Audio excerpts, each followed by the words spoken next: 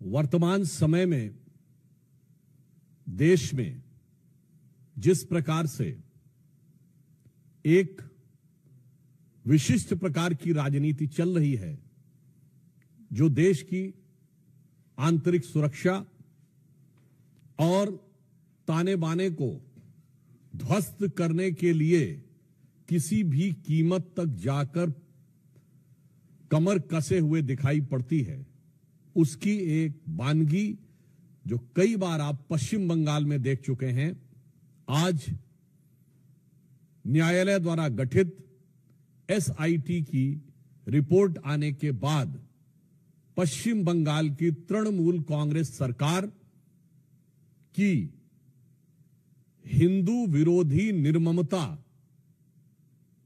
अपने पूरे विद्रूप रूप में सामने आती हुई दिखाई पड़ रही है। इस एसआईटी का गठन न्यायालय के आदेश पर हुआ था, जिसमें 3 लोग सदस्य थे।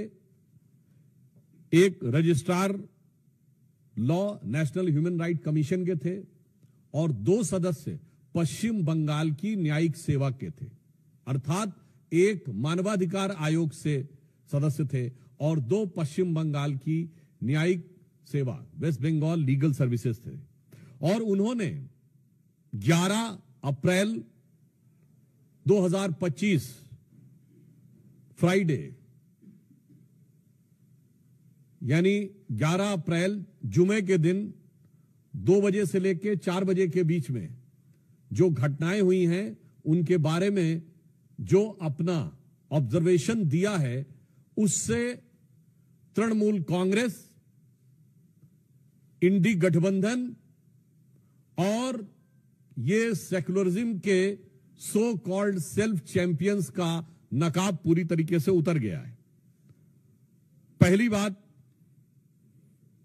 बहुत आश्चर्य और दुख की बात है कि जो लोग ये कहते थे कि पाकिस्तान से युद्ध करने की क्या जरूरत है, सिर्फ आतंकियों के ऊपर कार्रवाई हो, जबकि हमारी सरकार ने आतंकियों पर ही कार्रवाई की, उनमें से एक ने भी नहीं बोला कि पश्चिम बंगाल के मुर्शिदाबाद में किसी भी विषय को लेकर आपको आपत्ति है तो हिंदुओं के ऊपर हिंसा करने की क्या जरूरत है। हरगोविंद दास और चंदन दास पिता पुत्र की मृत्यु पर किसी ने एक शब्द भी नहीं बोला। वही लोग अचानक ऑपरेशन सिंदूर के बाद पाकिस्तान के प्रति सहानुभूति दिखाते हुए नजर आने लगे। इसमें जो फाइंडिंग्स आई हैं, पहला पॉइंट जो तृणमूल कांग्रेस ने यह प्रचार करने का, भ्रम पैदा करने का प्रयास किया था कि इसमें बाहर के लोग शामिल थे। उनके कुछ सांसदों ने दूसरे राज्यों के लोगों का नाम लिया था, विशेषकर उत्तर प्रदेश बिहार का नाम लिया था, जो सरासर अनुचित है। परंतु इस फाइंडिंग में बहुत साफ साफ तौर पर तृणमूल कांग्रेस के नेता और एमएलए का नाम भी सामने आया है और इसमें कहा गया है कि उनके 11 अप्रैल को, मैं इसको एज इट इज रीड करना चाहता हूं, all the attacks were carried out on the Friday 11th of April from 2 PM onwards under the instructions of local councillor Mehboob Alam and police and administration done nothing। तो ममता जी, ये तो आपकी party के बहुत महबूब नजर आ रहे हैं, आपकी पार्टी के बड़े प्रिय नजर आ रहे हैं। ये बात अब फाइंडिंग्स में बिल्कुल साफ हो गई। दूसरा विषय यह आया कि एक कुल मिलाकर इसमें बताया गया कि total of 113 houses were damaged and they even fled to Malda.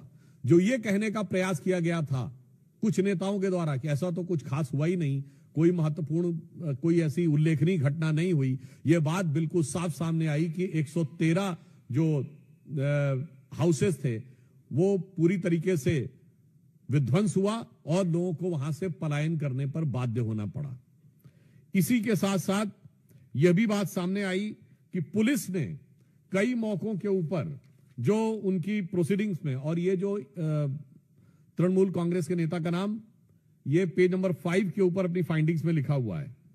फिर यह बताया गया कि दे want a permanent BSF camp and central armed police for their own protection। यानी पहले तो लोगों के घर विध्वंस हुए, फिर लोगों को पलायन पे बाध्य होना पड़ा, और पश्चिम बंगाल की पुलिस पर उनका इतना विश्वास हो गया कि वो सीमा सुरक्षा बल और केंद्रीय सुरक्षा बलों के ही कैंप में रहने के लिए उद्यत थे। यह साफ दर्शाता, और आगे लिखा है, the West Bengal police did not respond at the village of Bedbona called at 4 p.m. on Friday and 4 p.m. of Saturday, but police did not pick up the call। यानी गांव के लोगों ने जब उनको मदद की गुहार लगाई, पुलिस ने कुछ नहीं किया। और कितनी गंभीर बात है कि पुलिस का फोन न पिकअप हो ऐसे समय में, जबकि वहां दंगे या सुनियोजित हिंदुओं को टारगेट करते हुए आतंकी शैली में दंगे किए जा रहे हों, तब अगर पुलिस नहीं उठाती है तो यह एक बड़ा गंभीर तथ्य है जो प्रकाश में आया है। और यह भी बात सामने आई है कि residents of Shamsherganj, Hijaltala, Shulutala, Digri, they came masking up their faces. यानी यह भी बात साफ आई कि चेहरा छुपाकर लोग सुनियोजित ढंग से हिंसा करने के लिए आए थे। एक बात बहुत स्पष्ट हो गई है कि हिंसा का प्रकार चाहे कोई भी हो, राजनीति का प्रकार चाहे कोई भी हो, वार सिर्फ और सिर्फ हिंदू समुदाय के ऊपर है।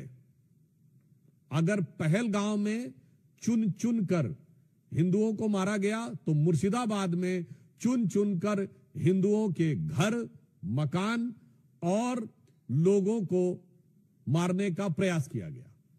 मुझे लगता है कि अब इसके बाद पश्चिम बंगाल सरकार के पास किसी प्रकार का मुंह नहीं रह गया है यह कहने का कि वहां पर हिंसा नहीं हुई थी। नंबर 2, अब बिल्कुल साफ है कि वहां हिंसा हुई, सुनियोजित हिंसा हुई, तृणमूल कांग्रेस के नेताओं के इशारे पर हिंसा हुई, और बाकायदा धर्म और समुदाय देखकर हिंसा की गई। तो अब मैं पश्चिम बंगाल की मुख्यमंत्री ममता बनर्जी जी से पूछना चाहता हूं कि उनके ममतामयी हृदय में कब वह करुणा जागेगी कि वो अपने नेताओं पर कार्रवाई करेंगे। हम भारतीय जनता पार्टी की तरफ से स्पष्ट रूप से पूछना चाहते हैं कि न्यायालय के द्वारा गठित एसआईटी में यह तथ्य आने के बाद तृणमूल कांग्रेस के नेताओं पर ममता बनर्जी जी कब कार्रवाई करेंगी, और अपने नेताओं के अपमानजनक और मारे गए लोगों का उपहास उड़ाने वाले बयानों के लिए कब माफी मांगेंगी। धन्यवाद।